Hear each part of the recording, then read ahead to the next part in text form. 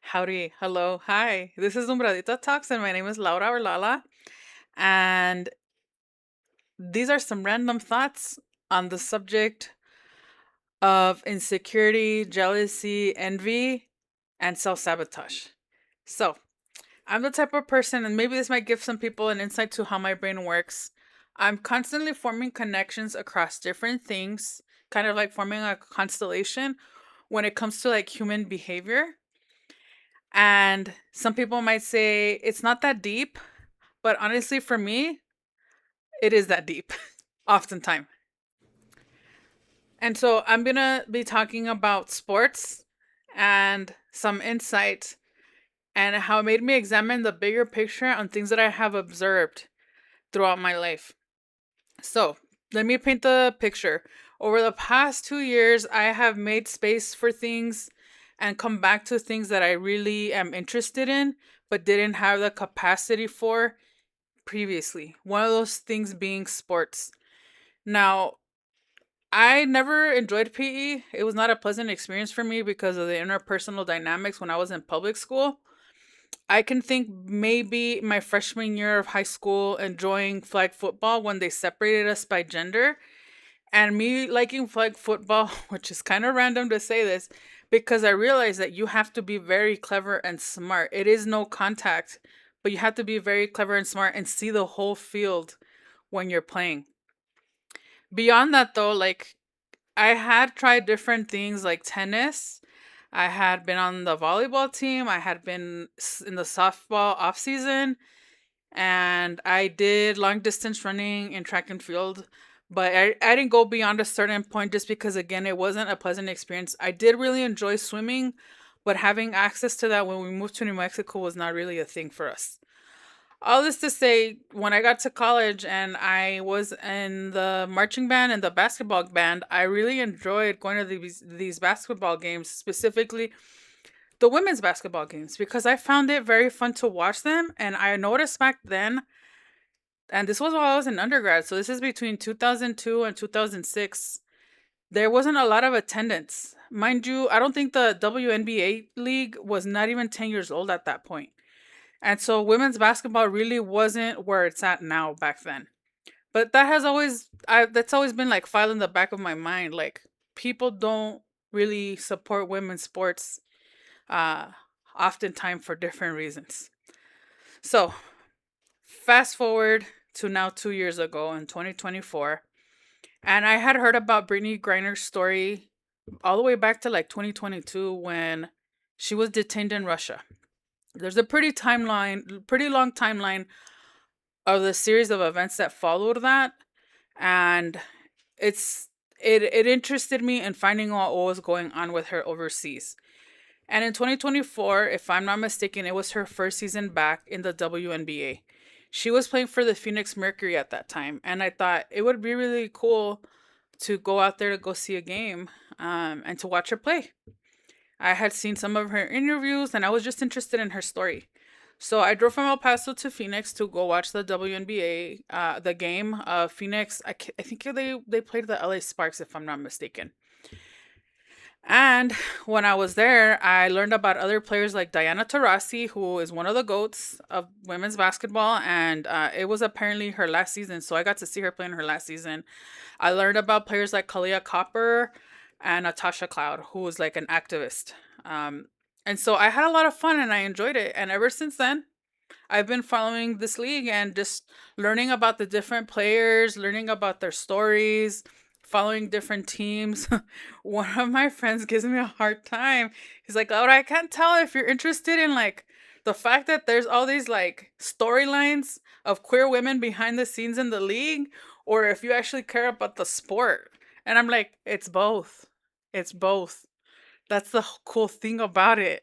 And the thing is, with men's sports, I can't generalize, of course, but there's always storylines of redemption between players and teams and that lead to people rooting for them. So I don't see it any differently personally. It's just that added layer that there's a lot of queer women in this league. So if you were to ask me what is my favorite team, I don't have one. But if you were to put me in a corner and force me to say it, I would probably say the Atlanta Dream, followed by the Dallas Wings. In the Atlanta Dream, Alicia Gray and Ryan Howard are really fun to watch. In the Dallas Wings, of course, Paige Beckers, Arike. This season, Jessica Shepard has been awesome. Of course, AZ. And the Golden State Valkyries, they were an expansion team last year, a brand new team last year.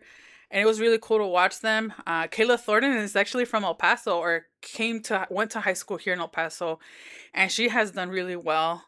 Veronica Burden is another athlete. The cool thing about, just kind of a side note, the cool thing about these expansion teams is that it's an opportunity for some athletes to get a second wind to really showcase their talent that they might not have been able to otherwise. The Golden State Valkyries are an example of that. So, this year, there's a new expansion team, one in Portland. I don't really care too much for that team, honestly. Just look at the roster. And it's not that I'm a hater. I'm not gonna ever like be rooting against any team. I'm just like meh. But the Toronto Tempo is a pretty interesting team, because again, some of these players might have been coming off the bench before joining this team, and now they're really showcasing their talent and doing really well. Marina Mabry is one of them, Brittany Sykes, and Izzy Harrison. Last summer, I saw the Dallas Wings play the New York Liberty, and Izzy Harrison was one of those athletes playing for the New York Liberty. Now she's on this expansion team of the Toronto Tempo. I'd never for a second underestimate an expansion team after I saw how the Golden State Valkyries did last year, because they made it to the semifinals, if I'm not mistaken. They made it really far and they did really, really well. So it's really cool. And so this past Sunday, the Toronto Tempo and the Atlanta Dream were going to play, and I was really excited to just watch the game. Oh boy. I don't know if I mentioned, this is Angel Reese's first year playing for the Atlanta Dream. So there's that added layer to it too. So the game gets going, and I started noticing that things started slowly escalating. And I don't know if it's for lack of officiating or what. I'm not an expert on that. I'm not even going to pretend to be. But I did start noticing that the heat kept getting turned up a notch, and that certain things are like, that didn't look safe. Ooh, I can't tell if they're being chippy here or if this is just regular competitiveness that they're having with each other. But I do recall seeing that the whistle was blown, Izzy Harrison was holding the ball, and then Angel Reese swapped it. And then not too long after, Angel Reese is holding a ball and Izzy Harrison swapped it. And I was like, are they being just chippy with each other? Is there a backstory here? Is it personal? Because it's kind of looking a little personal here. And I was like, I don't know. It's interesting though. Then we get to, I believe, the third quarter, and it no longer looked like basketball. It looked like a wrestling match to me. All of a sudden, both Izzy Harrison and Angel Reese are on the ground, and all the players are kind of just like, whoa, what happened? A flagrant two foul was called. This is what I learned a flagrant two foul is. Anything that's above the neck, where contact is made above the neck, and somebody could seriously get a bad injury with the neck or a concussion or anything like that, or nose, what have you. When somebody gets a flagrant two foul, they are ejected from the game because of how serious it is. And Izzy Harrison was basically held accountable. Now, there's debate on whether or not that call should have been made a flagrant two. Personally, for me, I had never seen something like that happen before. I've seen different players get into it, but what I saw then was kind of shocking for me. I was like, whoa. So, as Izzy Harrison is being ejected, meaning she's going to have to leave the game and she's going to go into the locker room or wherever, somewhere else not on the court, Angel Reese is actually doing at the free throw line, and she missed both shots at the free throw line. Izzy Harrison is seen in the footage laughing as this is happening. And I was like, somebody could have been seriously injured here. I'm confused. Why is she laughing? I'm like, is this something personal? And of course, there's mixed opinions on it. I don't automatically assume that if somebody is crying that they're sad. There's a lot of different reasons. Some people cry out of frustration. Some people cry out of really strong emotions that are overwhelming. Some people cry out of anger. I don't automatically assume why somebody is crying, but it was visible that Angel Reese's eyes and her face was there was a strong emotion that she was having. Listen, if somebody had done something like that to me and I couldn't do anything back or didn't have the backup to do it, I mean, I would probably be angry, honestly, because she could have gotten seriously injured. She could have had a season-ending injury. I don't think there's any denying that if you look back at the footage. All this to say, when the game ended, the Atlanta Dream won and the Toronto Temple lost.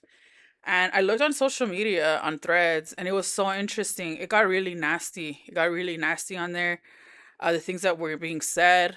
The misogynoir was horrible. I was just like, what is going on here? And one of the things that I saw, several different uh, people that I guess post content related to the WNBA, one of the theories that's floating out there is that there's this beef that traces back to 2 years ago. I didn't realize that Angel Reese and Izzy Harrison had actually played on the same team.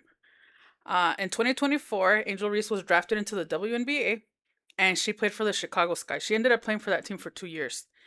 That year that she got drafted into the league and played for the Chicago Sky in 2024, Izzy Harrison was one of the veterans on that team. What I read and what I saw from just looking through all the posts and also just doing my own search, um, Angel Reese was now put in the starting five.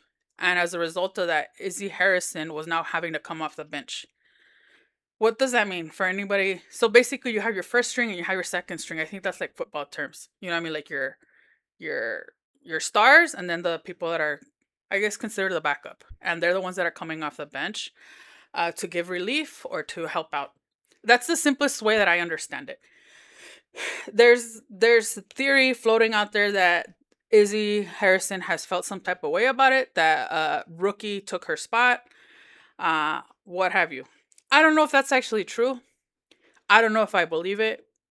This is all very parasocial. What I'm seeing, people, the things that people were saying on threads was just horrible, in my opinion. It was not good. But it got me thinking about other things and making connections to other things. About this idea of insecurity, jealousy, and envy, and how I believe it can actually lead to self sabotage in different areas and different aspects. So, I want to say that, like, there is this idea of imposter syndrome, and oftentimes some of us will experience imposter syndrome because we might feel like we're the only one in the room, and there are systemic things that contributed to people feeling imposter syndrome. First of all, some spaces are not designed for us. They're not designed with us in mind.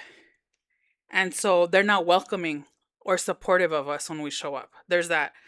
That can include racism, misogyny. There's different factors why people experience imposter syndrome. There's systemic things that contribute to that. Not to mention, if we just look at capitalism, that's kind of ingrained in us from our public schooling, right? This idea that we're preparing to enter the workforce and everybody wanting to get their piece of the pie and the biggest piece of the pie. I think there's a lot of people that are not really conscious of how ingrained in us capitalism has been from our early education. And so when somebody is experiencing imposter syndrome, sometimes it's a direct result of that. And like it takes some time to really examine that and deconstruct it and really change that, make a shift with that, right? At least it has for me. I don't experience imposter syndrome anymore. I will say that because when I was able to truly examine what systemic things have contributed to me feeling like I don't belong somewhere, I no longer internalize that.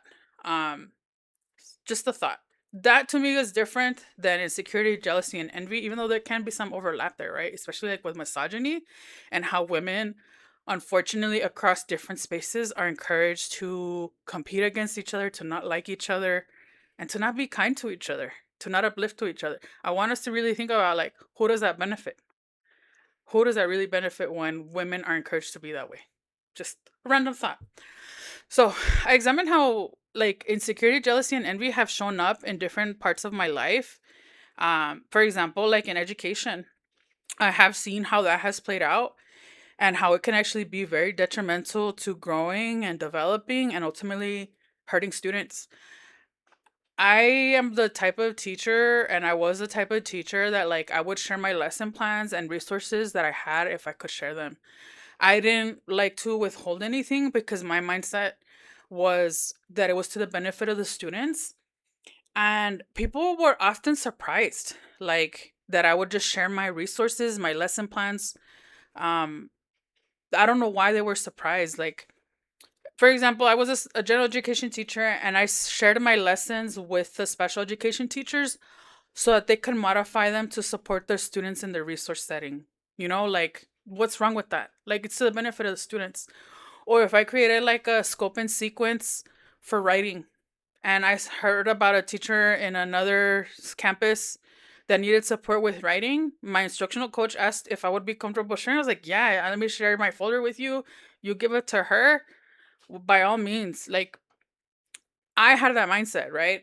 And anytime that I saw that somebody shared something with me or that I could learn something from somebody, I always took that opportunity. But I realized over time that not everybody has that mindset, and that there's some hidden like insecurity or jealousy or envy, which has been very puzzling to me.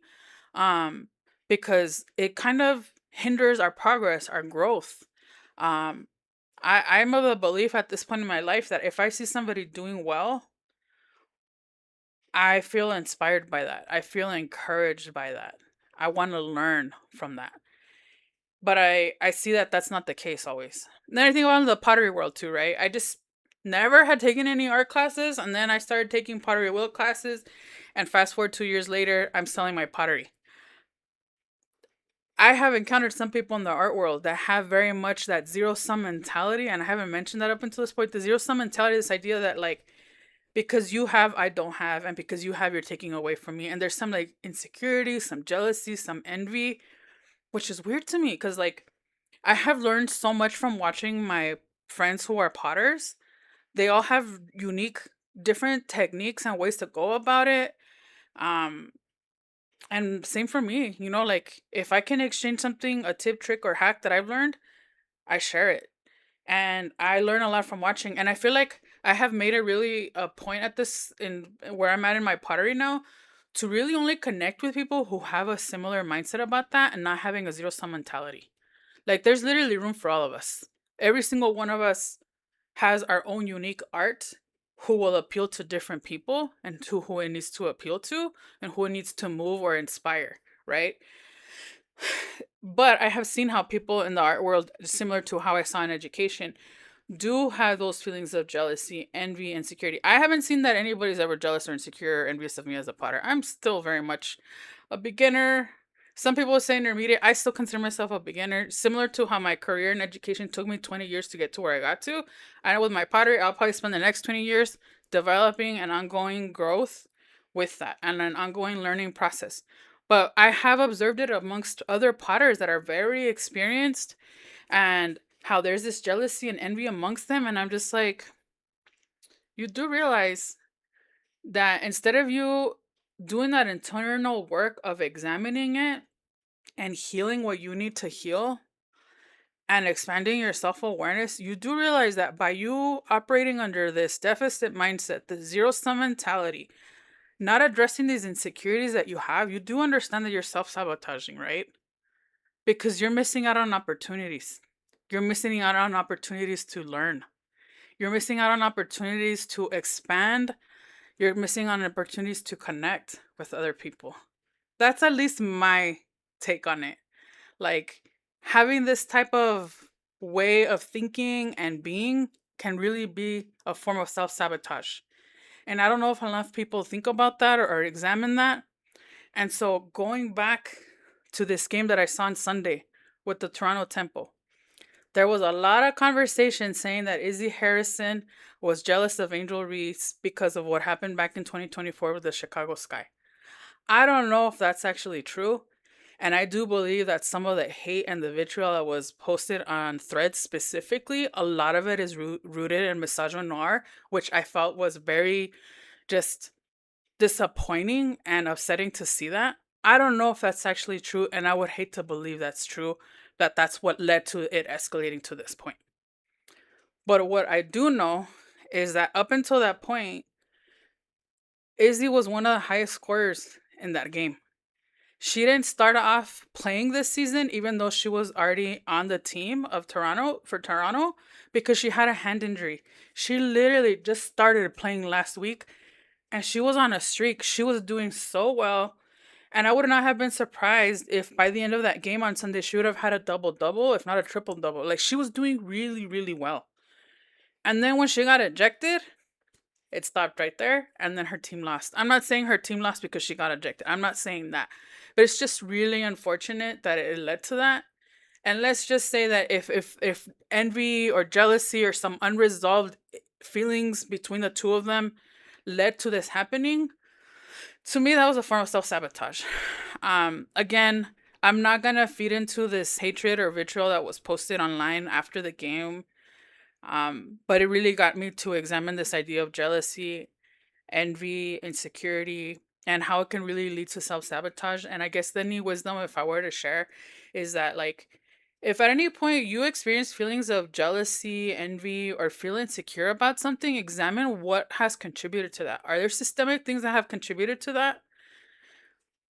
Are there things that you need to work through internally that you need to resolve or heal or work through? Do you need to affirm yourself and remind yourself of who you really are? Do you need to maybe reconsider thinking like, well, this is something where I can learn, or this is something that I can grow, or this is something that I can be inspired from by connecting with other people instead of shutting them out and isolating myself? Um, some might say, Laura, it's not that deep. I would argue that it is because I have seen this play out in different aspects of my life, not just as an educator, not just as a potter, not just as a viewer of the WNBA. I've seen it in my own relationships with family and friends. Um, so yeah, just wanted to share these random thoughts and give some insight on my brain and how I'm always watching something and then connecting this constellation of different things where I see something similar and I reflect on it. So thank you for hearing me out. I'm curious to hear if this resonates with anybody, and of course, I'm always open to hearing different thoughts because I'm always looking to learn. So see you on the next one.